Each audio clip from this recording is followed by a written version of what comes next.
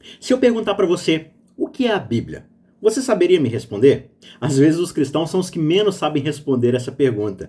Talvez você diga, bem, a Bíblia é o manual de instruções do Criador, ou você diga, é o mapa do caminho para Deus. Na maioria das vezes, as pessoas religiosas veem a Bíblia como essencialmente um guia moral, um livro de regras para uma vida correta.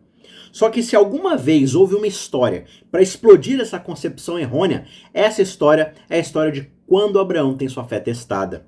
A Bíblia diz que depois dessas coisas, esses eventos que a gente já viu nas meditações anteriores, Deus pôs Abraão à prova e lhe disse, Abraão, e ele respondeu, eis-me aqui.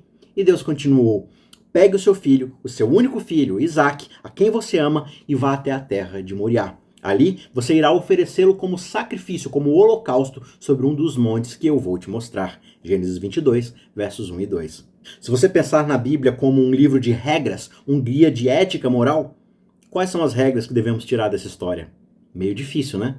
De que forma a gente deve, de fato, entender essa narrativa? Ainda mais por ela estar escrita em um livro sagrado. Qual que é a moral a ser aprendida aqui? É ir e fazer o mesmo?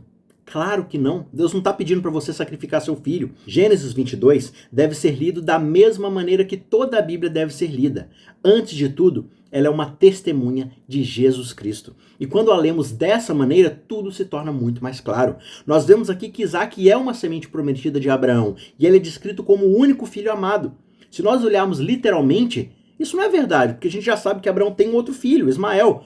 Só que nos termos desta história, Isaque é um tipo de Cristo. Ele é a semente de Abraão, e ele deve ser morto como sacrifício de expiação em uma montanha na região de Moriá. Você sabia que o Monte Moriá é justamente o monte do Templo de Jerusalém? Isso está lá em 2 Crônicas 3:1.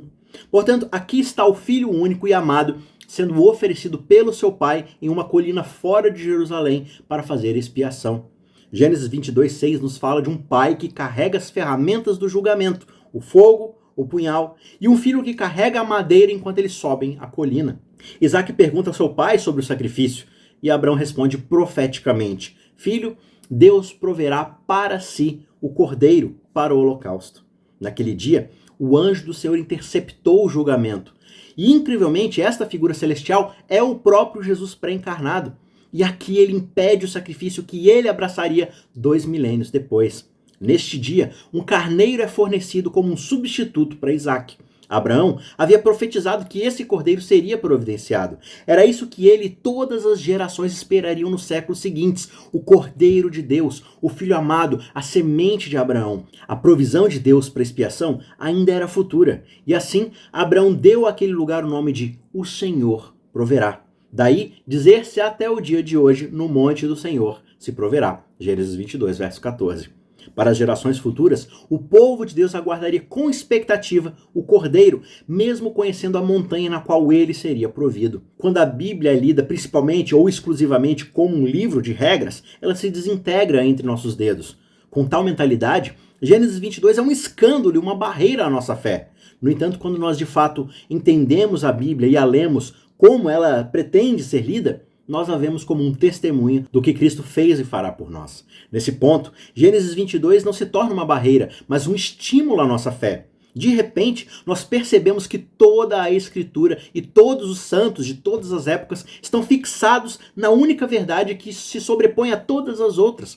Eis o Cordeiro de Deus que tira o pecado do mundo.